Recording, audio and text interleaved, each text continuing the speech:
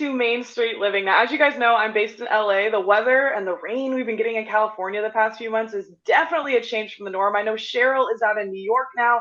I've been out in New York a couple times for work as well, and it was a very warm February as well.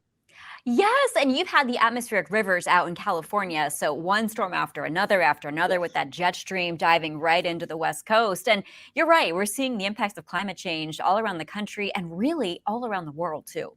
That's right. Well, Cheryl, we both understand that you were able to talk to a climate activist, okay, while you were in South Lake Tahoe a few weeks ago for I believe it was the Operation Sierra Storm Yes. Weather Conference, right? Yeah. Well, let's hear what you had to say. Let's talk about climate change and why don't Americans, many of them, actually know what it is? Well, because the fossil fuel industry spread a lot of propaganda about it to say that scientists don't agree that humans are heating the earth by burning oil, coal, and gas. So a lot of people are confused about it, but that's what's happening. The science is clear. Our pollution is trapping heat on Earth that is making the Earth hotter, and that doesn't always result in heat waves. Sometimes it just results in climate chaos and lots of crazy weather, which we have been having. And I know a lot of people, when it comes to climate change, not many of them are very worried about it. This also came out in that survey. 35% were not really worried about it. Why is that? Why are they not worried? Well, 35% are worried about it, but they're not worried about it enough. They don't rate it as a very high priority. Well, frankly, a lot of the reason is that the media doesn't talk about it a lot. People don't hear about it very often. And when they do, it's presented by scientists in an overly complex way, so people turn off. But it's really simple to understand it. This pollution has put a blanket around the Earth that is trapping heat that used to be able to go back out to space. So that's a lot of trapped energy. It makes the storms stronger, it makes the drought stronger, and that's going to keep getting worse until we stop polluting.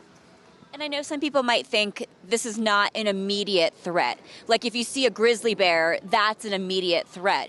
Climate change, they don't look at it that way. So how do you get them to change their perspective?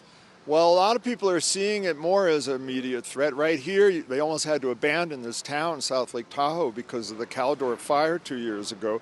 Almost burned down the town. You know, the impacts of the mudslides and all the wildfires in California, the stronger hurricanes in the Gulf Coast and in Florida. This is getting worse, and we can still avoid the worst, but we have to hurry up and do something about it.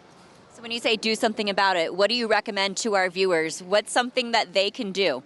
Well, the main thing you can do is get your government officials to take it seriously and act on it and stop listening to the oil, coal, and gas companies and the vested interests.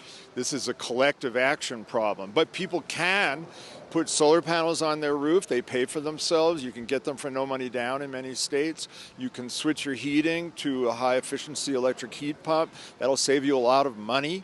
You can get an electric car. They're soon going to be cheaper than regular cars, and they're a lot more fun. So there are things people can do, but ultimately, we have to do this together. Oh, we love when Cheryl is out in the field. We love getting her out there and getting her meteorologist hat on, of course, interviewing here. And I love that your guests are always so passionate about what they're speaking about.